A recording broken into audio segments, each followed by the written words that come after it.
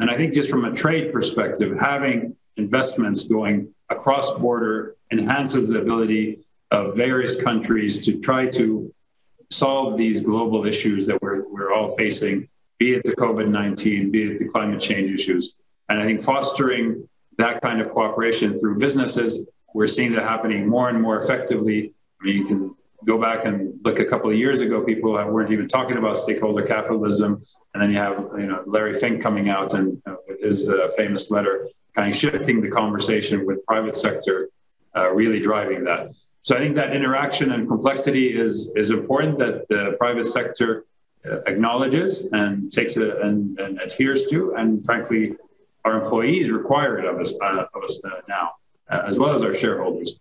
And that now complexity in the private sector is mimicking what we're seeing, or we've seen for forever. And I used to be in the government sector as well. So complexity is the name of the game, and solving these big issues need the private and the public sector to work together. And certainly investment across borders is key for all of us to keep our eye on.